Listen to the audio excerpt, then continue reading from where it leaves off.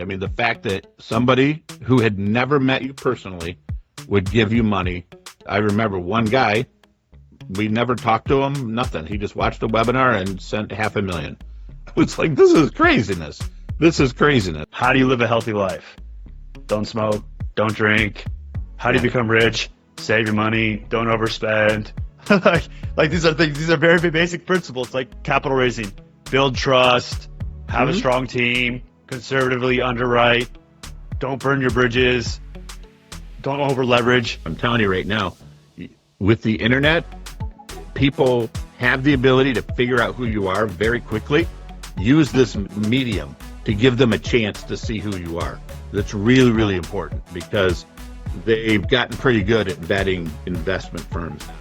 And you want them to see you, hear you. You don't have to be perfect. You've been a client of ours for 5+ years now. As we were talking before, you basically barely knew how to turn on a webcam before. You've partnered up with Grant Cardone. He's taught you a lot with marketing, and you've really stepped up your game, and now you're doing webinars and guest podcasting. So, I guess before we dive too far into this, I want to know about the first time that you ever raised money. What did that look like? Oh, gosh, it was horrible. So the first time I raised money, we did Arbors at Garden Grove. That was back in 2016, I think, right? It wasn't the first time I'd raised money. It's the first time I'd raised money from people I didn't already know. So we went to this company called CrowdStreet. They're a lot different now. We were one of their first clients. We did a live webinar. Scared the hell out of me because now I'm in front of a camera, in front of real people that were going to have questions, and I didn't know what those questions were going to be. There was no staging here. There was no setup. It was the Wild West, and we made it through that webinar. We obviously did okay. We raised like $600,000 on that webinar. That just blew my mind. I mean, the fact that somebody who had never met you personally would give you money. I remember one guy, we never talked to him, nothing. He just watched a webinar and sent $500,000. It's like, this is craziness. This is craziness. So actually, now that I think about it, that 600 is probably light. It was probably more like 700,000 or 800,000 if I do the math. One guy did $500,000, and that was the first time. It was really, really scary, but I just did it because, look, I got to move forward. I got to figure out how to do this, and they did okay. Why do you think he gave you $500,000? Was he following you before? Was he on your email list? No, nobody. No, I had not done any of this stuff, Matt. None of this stuff before. They didn't know who it was. So remember, in the beginning, CrowdStreet was in the process of taking lots of people, bringing them into the funnel, helping them understand investing, and introducing them to sponsors like us. So I think the investors felt like we were a little bit vetted.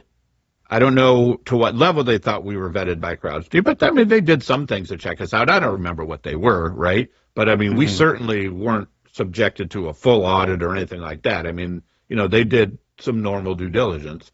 Why do I think it was successful? I think it was successful because I tend to over-prepare and overthink everything. And I okay, what's the market? What are the properties nearby? Why do I like this? I mean, I tried to figure out every question somebody would ask me and really make sure I had an answer, right? So I really prepared for that webinar. And I think that's the reason. Like, fast forward a whole lot of years, I know now that investors, if you understand what you're doing, you can explain to them what you're doing, you can explain to them why you do what you do, then they just know. They're like, oh, well, these people clearly know what they're doing. And it is that trust is what actually makes people want to invest. Yeah. And you're still doing a lot of webinars today, right? That's one of your main funnels? We do. Yeah, we do 2 a month. One is for the people who want to learn how to do what we do. We call it a multifamily workshop. It's if you want to be active, we have a whole education side of our business, and we teach stuff, right? We teach stuff for free, help them understand and see if they're interested. And then the other one we do is called our Real Deal Investor Update, where we go on and we invite everybody, but especially it's designed for our investors. What's going on the ground? What's our occupancy like? What's our insurance costs? How is inflation impacting us? What is about interest rates? All the stuff that an investor would want to know. It provides now a forum for us to communicate with our investors and give them the ability. We do it on a Zoom call. We don't shut everybody down. Any question you have, you bring, right? I'm a little braver now because I just understand the business better. And so those are 2 webinars, bring us an enormous number of investors as well as education clients.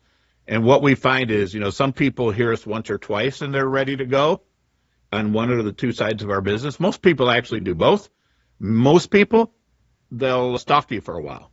They'll keep coming to these webinars. They want to see you. They want to hear you. They want to keep looking for that crack in the foundation, right? They want to see, is this guy for real? Where's the dirtbag here? I can't find him yet. He hasn't shown himself yet.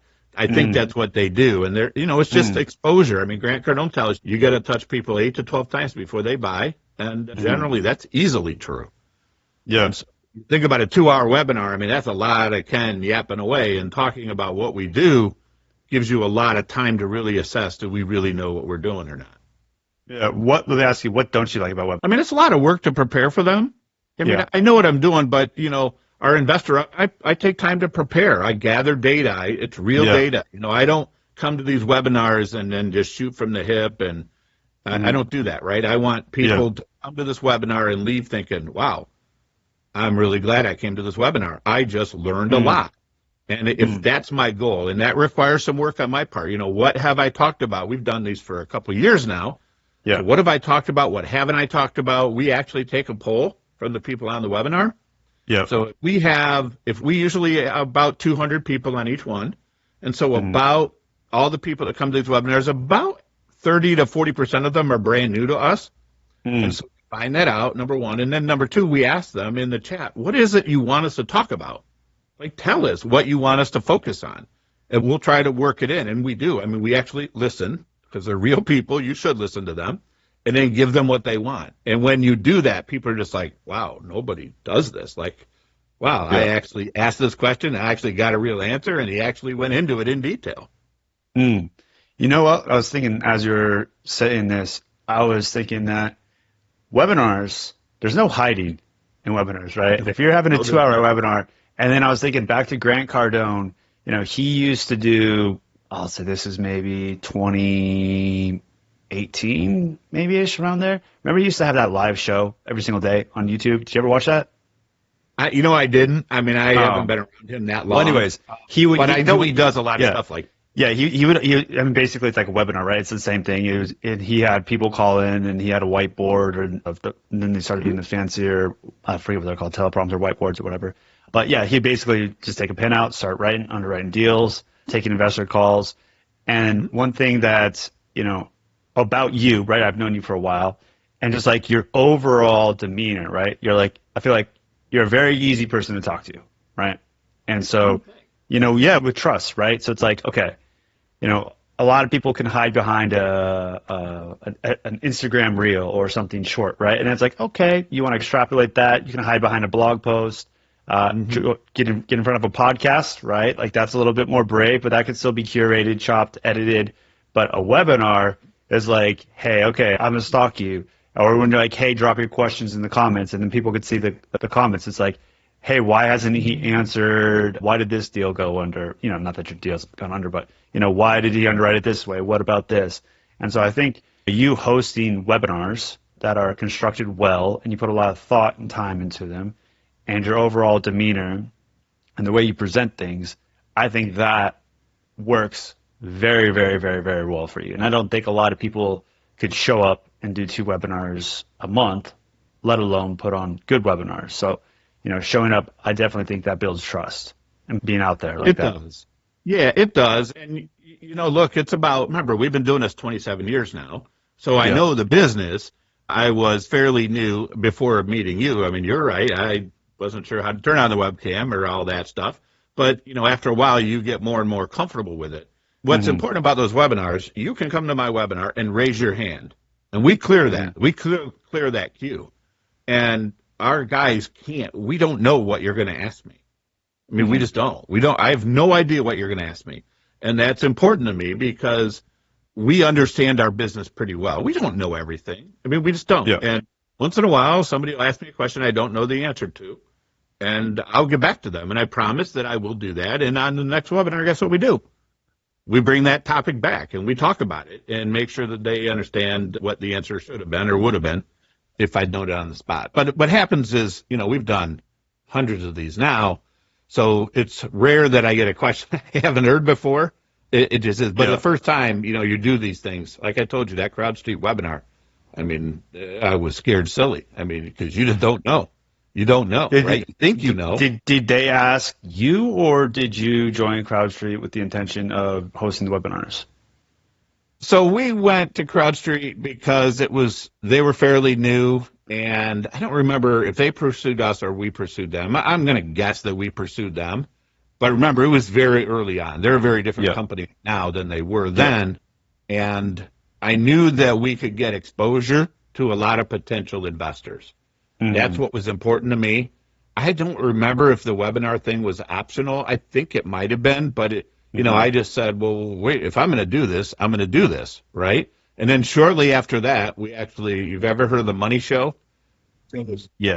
Yes. Yeah, they did it coming out of COVID. We did the first one in Orlando coming out of COVID.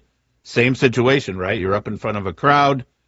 They're asking any question that they can. So you just continue to expose yourself. What do you like? I've read a lot of Grant stuff, and he tells you if you're not scared, that means you're not pushing yourself, right?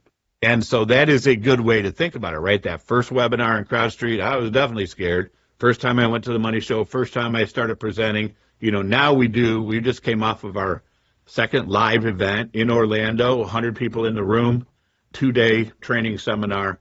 You can see that we just continue to grow that way. And that, anybody listening, I know you didn't call me on here to have me promote what you guys do, but I'm telling you right now, with the internet, people have the ability to figure out who you are very quickly. Use this medium to give them a chance to see who you are. That's really, really important because they've gotten pretty good at vetting investment firms now. And you want them to see you, hear you. You don't have to be perfect. That was the hardest thing in the beginning because I know some of my early stuff was beyond horrible. I mean, it's just ridiculous. But you just got to push through it. I mean, I'm sure you've seen some of it. You used to coach me on do this, do that, consider this, consider that. And you just got to push through that stuff and just know that you're going to suck and just do it anyway. Yeah, I think a lot of people, when they're going on podcasts or they're going on webinars, they think that they have to have it all figured out, right? And then they come across as very shticky. And I was coaching this guy from a PE firm, and he was raising lots of money, and he had this new fund coming out, and we were talking about it, and I was like, okay, I was helping him get some material for short form content, right? And then he's going to basically take that and put it onto his website.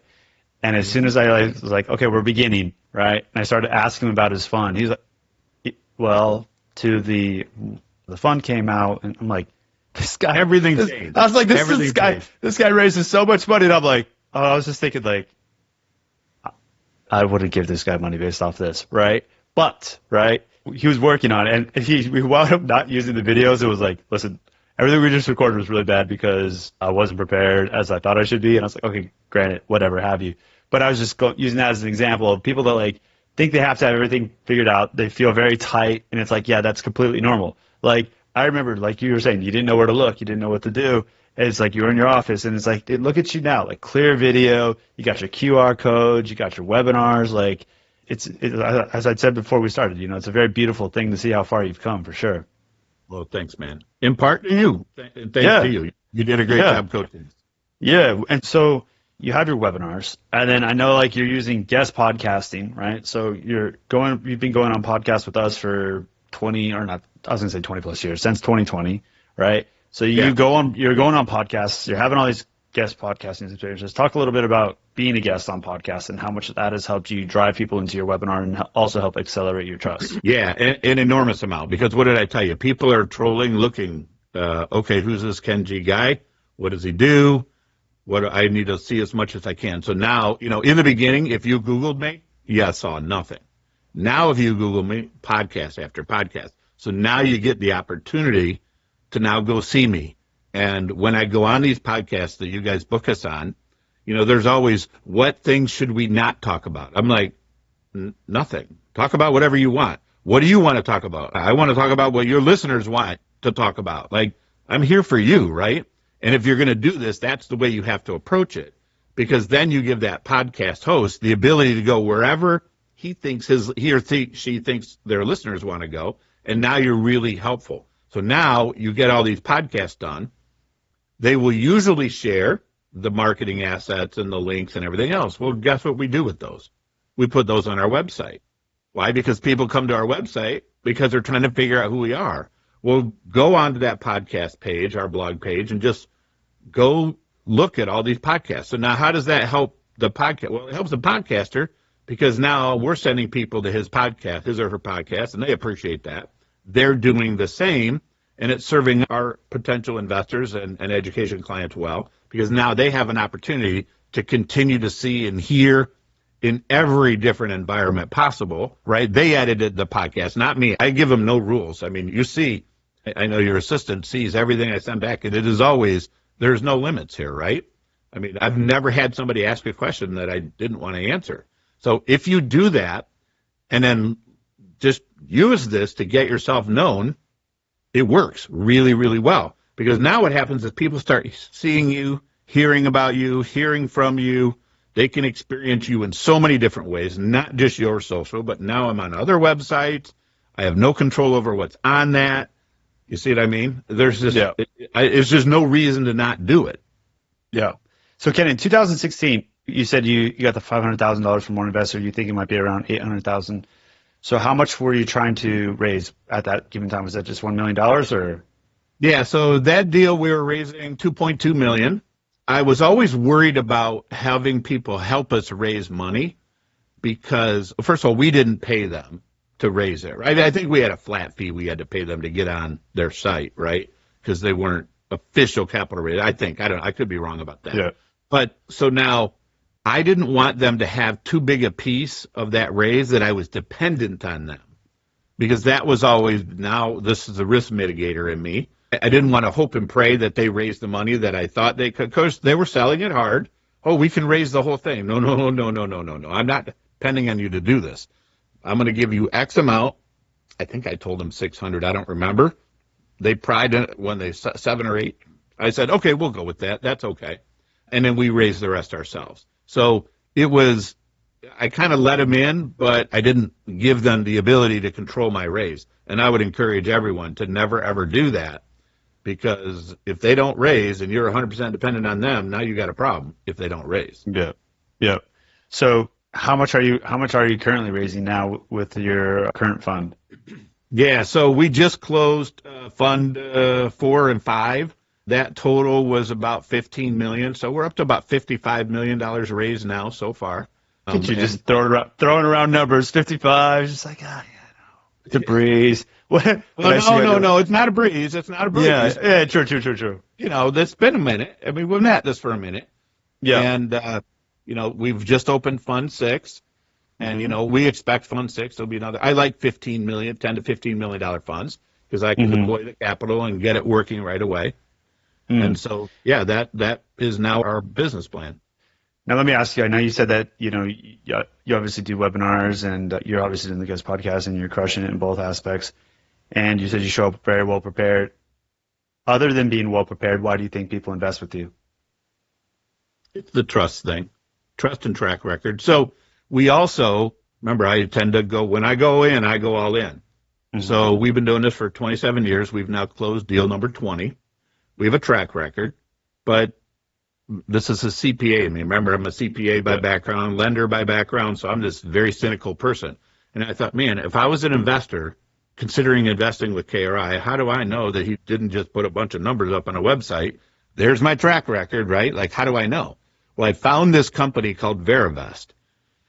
And actually, he found me, one of the owners found me on LinkedIn. He says, man, you should check this out. And then when I talked to him, I'm like, oh my gosh, this is perfect. I hired them to vet my entire track record. And I had to send them settlement statements, bank statements, tax returns. I mean, it was brutal. I mean, 25 plus years of track record. I mean, who keeps those records? Well, I'm a CPA, so I did. And so I got him everything he needed. And so now I had my entire track record vetted by a third party. And it's on their website. I can't control what's on there. I have no control over what they put on their website. So I take screenshots of their website, put it on my website, and then a link out to theirs. Why do I do that? Because I believe that investors want to know that somebody looked under the hood, right? An individual investor is not going to ask me for 27 years of tax returns. I mean, they're just not going to do that, nor would anybody probably ever give it to them, right? That's private information. But now, so now what am I doing? I'm trying to build trust every possible way I can. I mean, that's real transparency to hire that. I mean, that was 5 figures to do that. That was a lot of money to do that, but I knew it would pay off because I knew trust was really important to people. And so now they see a vetted track record. I think that really, really helps. And then they just get to see and experience what we're all about and how we've done. The other thing that happens to us on our webinars, and I didn't give this a thought in the beginning, but guess what happens? We have new investors talking to current investors privately in the chat, and in Zoom, I don't ever get to see that. Zoom doesn't let me see that, or if they do, I haven't figured out how, right? So now I've got people chatting privately. What is it like to invest with KRI? Is it a good thing? So now we encourage people to have these private conversations. And what will happen with these webinars over time is people will raise their hand and they want to give their experience publicly, completely unscripted. I have no idea what they're going to say, right? But you see what's happening here. Now we're just people, it's one thing to have an edited testimonial, right? You agree? I mean, I can edit out all the bad things you say. But when you're on a live webinar, the person raises their hand, I have no clue what they're going to say, and positive things are said. I mean, that just starts to seal the deal, right? You can just see me layering trust every possible way I can think of.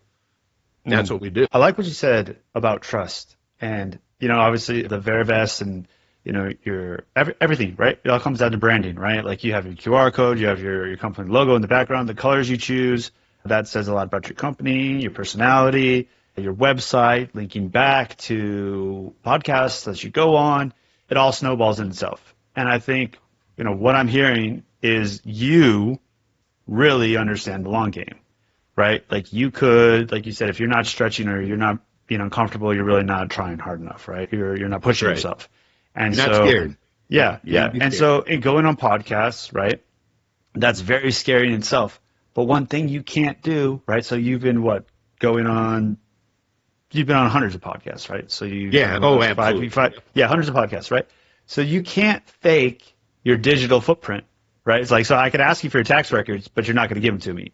But you could say, hey, I've been on 175 podcasts. I could probably make that. That probably sounds about right. But I could probably find links to all those, and I know you post them on your they're on your YouTube. Just Google my name now. Yeah, which is the second biggest. Never happened. Exactly. And so YouTube's the second biggest search engine. Google's number one, right? And so it's like, hey, here's this guy who, 2016, he was struggling with some webinars. Okay, he's going on some podcasts. Like, and so people have said, like, even like, you're saying people are talking to each other in the webinars. So these people saying, or people could be listening to this and say, oh, Ken fumbled the bag on his, back in 2000 or whatever, 2000 when he first started going on podcasts. They could probably find your first podcast, right? That you went on. I'm sure they probably could. I remember it was the secret sauce. I remember what it was. Yeah. See what I'm saying? Secret sauce. Yeah. It says so they'll probably be able to find it, and they'll be like, "Wow, look how far this guy's come," and they'll see a progression, right? So if like the people that take steroids, right? They're like 1 minute they're this, 7 months later they're this. They're like, "I'm clean as a whistle," and people are like, "I saw you last time." Yeah, exactly, right. It's like, oh, Ken's put in the reps. And so you understand the long game, right? You understand the long game. And that's how you're building trust. You're going on podcasts. You're linking. You're a giver. You're not just like, hey, I'm going to show up. I'm going to go on your podcast. I'm going to promote my stuff. And wham, bam, thank you, man. I'm going to clean my hands. You're like, hey, I'm going to link back. And that's what people like to see. And that's why people are investing with you. They're entering your funnel. And they're talking behind your back. I do that all the time, too, where I'll see somebody that's, you join a community or something, and then you see somebody, and then you go on to their LinkedIn or something, and you see somebody else come and say, like, hey, do you know this person? Like, are you in this group too? Are you in this mastermind? What do you think of this mastermind? They're like, oh, this is the best mastermind ever. And you're like, oh, okay, like, all right, like, I've talked to enough people where I'm able to formulate my own opinion. But yeah, I really think you understand the long game. Well, I'm trying. I'm always trying to get better. But here, something, Matt, something really you just said I wanted to point out. Early on, my first few podcasts, I was just trying to figure it out. And I remember you saying to me, at some point during that podcast, you got to let people know how to reach you, right? Like, have a purpose. And I thought, yeah, that's a good idea. obviously, it's a good idea. That's why you're there, as well as educate listeners and make yourself known. But what I learned was there's a way to do that is respectful. And, I've talked to a lot of people that are podcast hosts, and they ask, what are you promoting? And I said, look, I'm here for you got to be that. You got to give first. You got to give first. And usually at the end of the podcast, I'll tell people how to reach me, right? I'll have you guys call it a call to action, right? But it's how do you reach out to Ken if you want to get to meet them or learn more about what they're doing. But what I've learned from talking to podcast hosts is some people are, to say less than subtle would be an understatement on that, right? They're jamming it the whole entire time during this podcast. And you really can't do that, right? Because that's not, people don't want to listen to a podcast where all you're doing is sitting here selling that, we train you to do this and we teach you to do that. And this is buy now, buy Text this buy number, that. call People here. are like, is this an ad or is this a podcast, right? So I wanted to point that out because in the beginning I did it none. I don't know if I ever did it too much because I was always very careful about that because I legitimately believe that if I help a podcaster's listeners learn something, that's going to be value, right? I believe that's going to come back to me. So I was always fairly subtle about that, how to reach me thing, and I think it is paid off because now, what do people do in the car? They listen to podcasts. They just do. And they don't want to listen to 20, 30, 40 minutes of Ken promoting some nonsense that they're doing. They want to learn. And if they're impressed enough, I'll tell you right now, I listen to podcasts, and I hire people from that podcast if I can tell that they know what they're doing. It really does. I know you didn't ask me this, but it really does work because I need to find people that are good. And so what people do to me, I'm actually out there doing it to other people. If I want to learn about how to, put a YouTube strategy together, well, I go listen to people that do YouTube strategies, right? And there's a whole bunch of them, trust me. There's a lot. So I hire the one that I like the most, that kind of stuff. That's what I end up doing with podcasts. Same thing. That's the other thing. I watched how I behave as a consumer, and I realized that I always thought I was weird, but I'm not as weird as I thought. I'm very similar to a lot of other people in terms of how they buy. So I started paying attention more about how I buy because there's a whole lot of people that are buying in a very similar way. Does that make sense? Oh, yeah, definitely. Have you heard of, I'm just going to Google this real quick so I don't butcher this, but have you heard of Google's 7-11-4 rule? No. No? Okay, hang on. So Maybe it's referred to something else.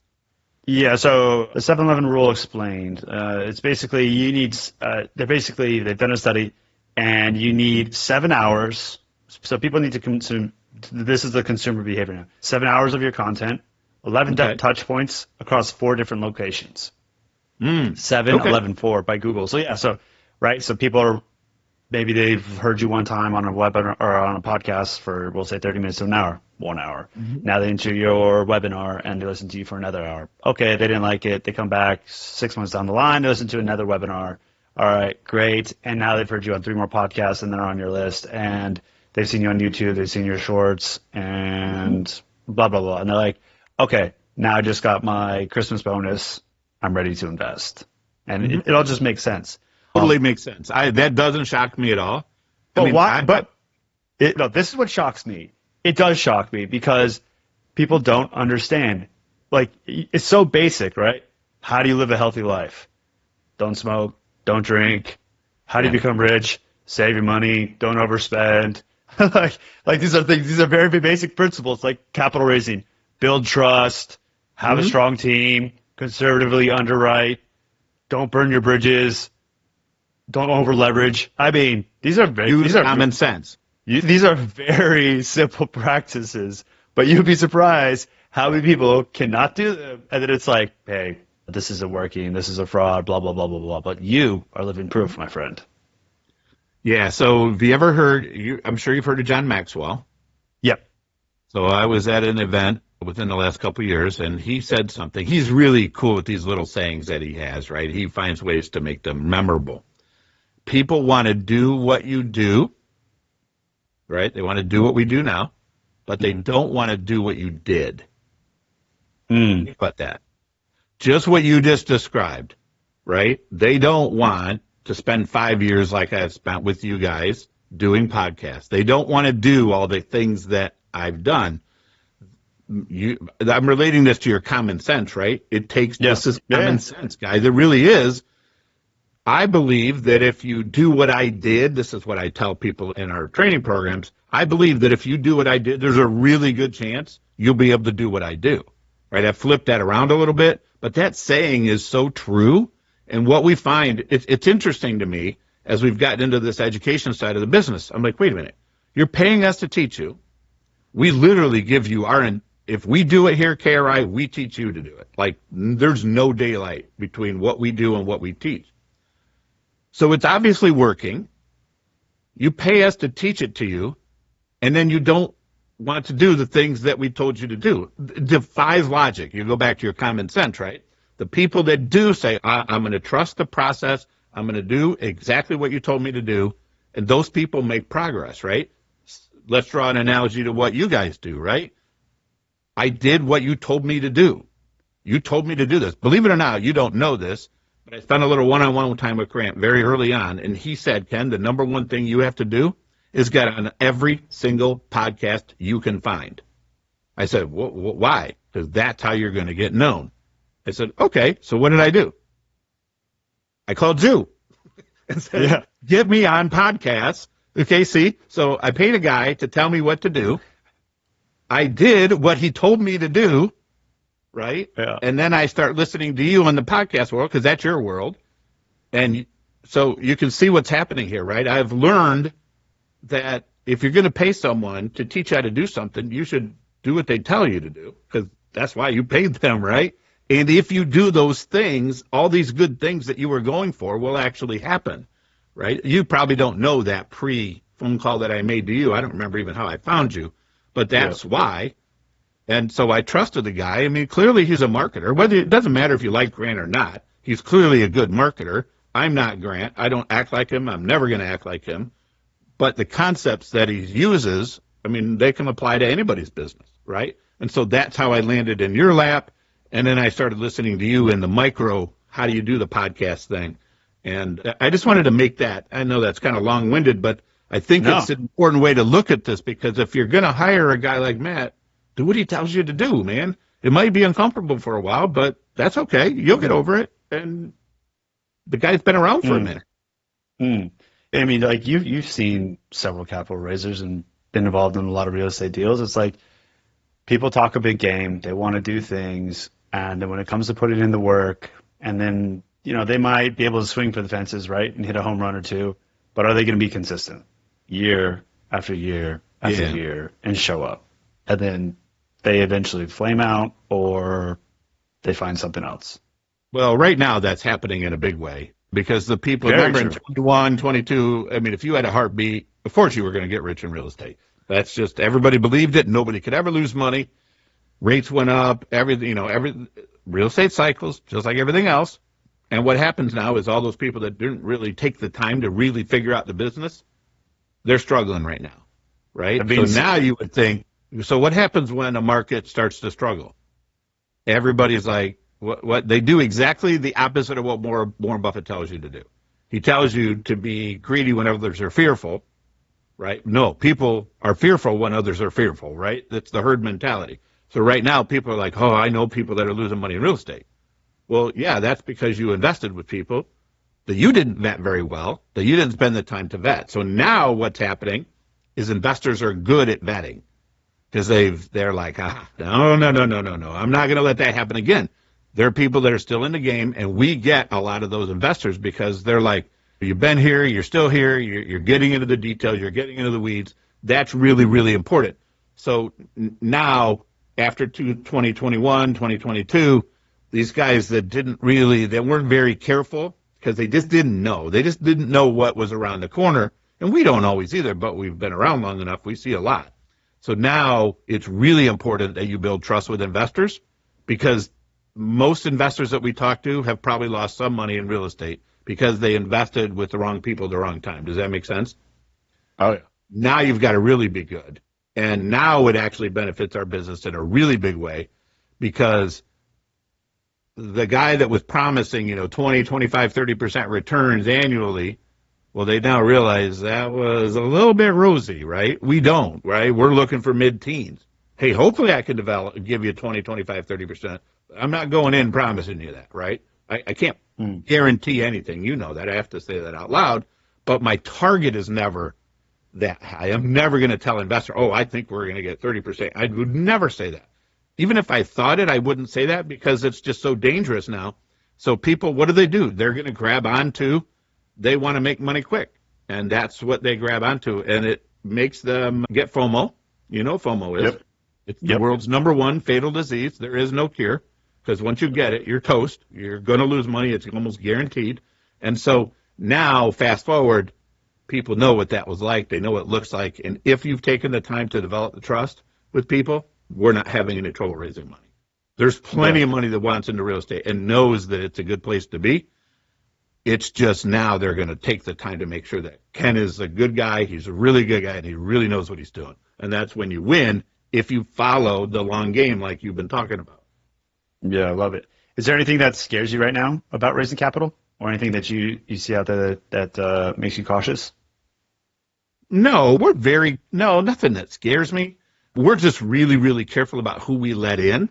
We spend a lot of time vetting investors. I know I don't want that to come off as arrogant. Please don't misunderstand me. What's important is I want to make sure, and our team wants to make sure, that the investor really understands the deal. They understand the risk. They understand what we're trying to do, and they're on board with it, right? Because if you get a mismatch there's no chance for success. So that's the only thing that scares me is if somebody comes in and maybe they're misleading us about, what their expectations are, and they really have something else. We spend a lot of time with that vetting process. I think what you're trying to in. I mean, you can't. There's no ATM to go to and say, "Hey, give me my $100,000 back." Yeah, I think the main thing that I'm hearing is partnership. And you said you don't want to be cocky, right? But if marriage, a partnership, whatever you want to talk about, anytime you're on a team and everybody has the same synergy and is on board with what's going on, then hey. It's going to be a happy relationship. But when a sponsor, wants money and they start taking money from people that they don't want, or maybe it's a bigger check size and they're like, hey, I'll take your money. What happens? That person winds up being a pain in the ass. You have to answer all their emails. You don't like them. You don't know why. And then now you're in this 5-year, 7-year marriage and you're like, this was just dollar signs, and now I have to deal with this guy every quarter, every single time I make a distribution. This is the biggest pain in my what ever. So, like you're saying, vetting people, are you qualified to work with us? Do you want to work with me? Do I want to work with you? Because this is a partnership, and the better the partnership is, the more harmonious it's going to be. And then, hey, I've seen recently people that haven't hit with their projected returns, right? But they've been completely transparent, and they're like, "Listen, you've been with us for years, and they've been over the top. Like, hey, this is on us. We don't like." And that builds even more trust. Be more transparent about why the deal went south. So, it's very interesting to say the least. Well, look at what Warren Buffett has done, right? I mean, does everybody agree that Warren Buffett's done pretty well? Yeah. Oh, for sure. Of course. Has Warren Buffett batted 1,000? No way. Warren Buffett will tell you he has made many mistakes. And he's transparent. I got that wrong. This is what I got wrong. Blah, blah, blah. Right? I think nobody wants you to fail. No one wants you to not get it right, right? But if Warren Buffett is not going to bat 1,000, why do you think you're going to bat 1,000? Why? That just doesn't happen, right? It just doesn't happen. What you have to do, though, is what I think happens to people when they run into trouble is they forget about the fact that they need to be that messenger. They need to be that transparent person, right? That's why Warren has his meetings, and that's why, he exposes himself to all those questions and is willing to own up to not being perfect. Some people can't. They think, oh, my gosh, if I admit that I made a mistake, that my career is over. So what they do then is they start to twist and turn, and, they always say the cover-up is worse than the crime. If you're listening to this podcast and you're raising money, don't do that. Don't do that, because that's how people, I believe, the bad people in our business, every business has bad people, but I don't think they legitimately wanted to be bad. I just think what happens is they get caught. They get caught going down the slippery slope. Don't ever let yourself slide down that slope, right? Don't even get started. Don't even go to the top. Just constantly be open, transparent. That's why we do our regular investor meetings. The other thing that we do, thinking about this slippery slope, you probably don't realize, but we do close-end funds. People are like, why do you do that? Why wouldn't you just let people keep giving you money? Well, what happens with a closed-end fund? When we're done, we just close Fund 4 and Fund 5. They're closed. You cannot put any more money in. Yeah. So what is impossible if you have no new money in a fund? You cannot do a Ponzi scheme. It's impossible. It's impossible. The last one. Yeah, that's very true. You have to have new money coming into a fund in order to do a Ponzi. Not that I would ever do a Ponzi scheme, but I have made it impossible. It is not possible. I mean, you got to have new money. There's no new money. We are now in Fund 6. If you want to continue to invest with us, even if you're in Fund 1, 2, 3, 4, 5, doesn't matter. Fund 6, your new money goes into Fund 6, and none of those other funds get touched, right? So what you see is we're just trying to, again, piling on trust. Every single thing that we do has been done with that in mind. So I don't know if you realize that, but if you think about that, that just makes sense. Like you never have to worry about it. Because I do believe people are well-meaning, and then it starts to go bad on them, and they don't know what to do, and they panic, and I think they start to mislead accidentally, and then all of a sudden they realize, oh, my God, what have I done to myself? I think that's what happens to a lot of people. Do you think Bernie Madoff had I don't intentions? know. I don't know. That's a big of a first. Yeah, I don't know. That one's tough. I don't know what happens. What's important to me, though, is that I make it impossible, right? I remember the CPA in me. I understand the difference between actual independence and the appearance of independence, right? Not only do I have to never do anything wrong, but I have to make sure that it's not even possible for someone to go there and think that we did something wrong.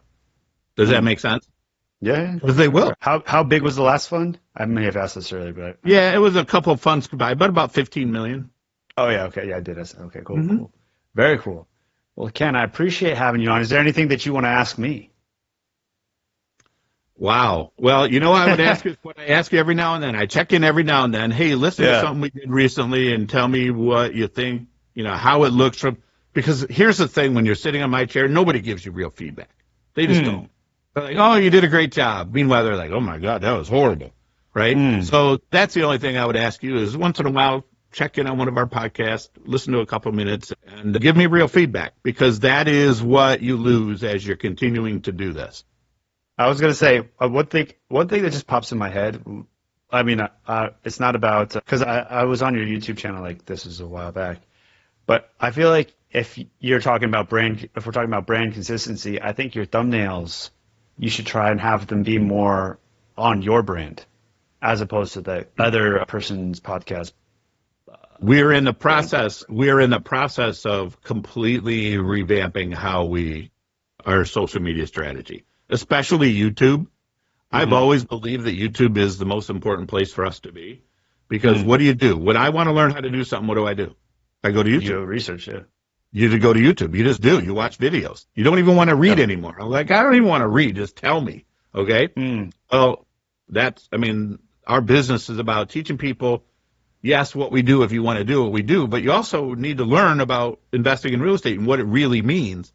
And so now we've really revamped the way we're approaching all of our social media within the last couple of months. And if you look at our more recent posts, you're going to start to see because when you're in my chair, you're wandering around like, what's the difference between getting attention and being boring Ken, answering legitimate questions? Like, where should you be? What is it that people want? And I think we've settled in the right place. Time will tell. You'll have to tell me if you think so. So yeah, we've kind of already started that process because a lot of it is off brand and it doesn't make sense. People look at it, they're like, this doesn't make sense. Yeah. I talked to Ken. This doesn't look like him. This is weird. Like this doesn't fit. That's what happens to people, and they get confused is what I think happens. Yeah, I can definitely see that. If you were to do that rebranding, especially with your new color scheme, I like your new color scheme, the blue, gray, white. Yeah, it's a lot sharper than the one that you had prior. Yeah, the green was terrible. Yeah, everybody laughed at me. Yeah, I thought it was fine. But that's a little like Augusta, mahogany oak, like good old boys club. Like, Yeah. well, I very listen cool. to people. I hire them to help me, and I listen to them, and I'm like, okay. Yeah, but you're a right. listener. You're a listener. See, that's what I'm saying. Like, you're like the guy at the bar that you can just talk to. It's like you're a good listener, you know? It's a Well, conversation that goes back and forth. I believe that every single conversation I have, I can take something away from. Mm. It doesn't matter who they are, investors, clients, people. It doesn't matter.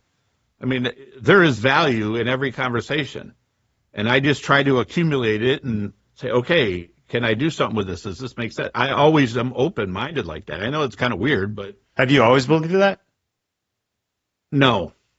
No. I mean, earlier on when I was a lot less mature, not that I'm overly mature now, but I've come to just really appreciate, and it probably comes from meeting all the investors. I mean, we have people in our funds. We have pro athletes.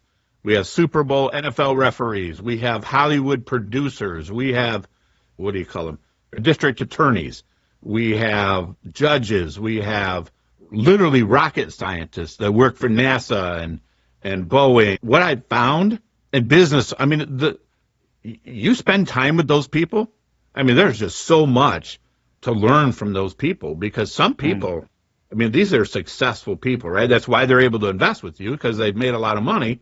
And these are just really high quality people. And I've just learned, man, I want to understand what you're doing and how you're doing it and how you look at the world because I try to take all of that, try to cram it in here, and then use that information to then run our business better, to run our investments better, to do all that, right? That's my job is to just, and it's overwhelming sometimes.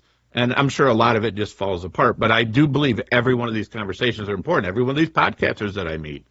Like I try to understand what's going on, why they're there, why are they doing it, what are they trying to accomplish. It's really very interesting to watch because you see a lot of people making mistakes and you see a lot of people like, wow, that's smart, man. I never thought of that. And then you can incorporate it because you just don't know where that great idea is going to come from. And it's usually not from up here. It's usually something that you heard or saw from somebody else. 100%, Ken. 100%. I couldn't agree more. Ken, people listen to this. This is your time to shine, my friend. Call to action. Where should people go to learn more about you? Yeah, so go to our website, KRIPartners.com. So that's KRIPartners.com. And when you get to our website, you're going to very quickly figure out, do you want to be an active person and do what we do? We have our goal is to help you make money through real estate. Whether you want to do deals, we have that whole side of our education business that can take you all the way through we'll teach you exactly what we do. Or if you want, that's the done for you, the passive investor side, we can take you down that whole path. We can help you either way. That's what's going to happen to you when you come to our website. And then when you reach out to our team at 216-290-1710, what you're going to learn is you're going to get asked a lot of questions so that we can understand what you're really trying to do so that we can put you in the right place. Because maybe we can't help you, maybe we can, but what's really important is that we understand what you're trying to do. So that's how you reach us, easiest, KRIPartners.com. Ken, appreciate you, brother. Thanks for being on. Thanks, man.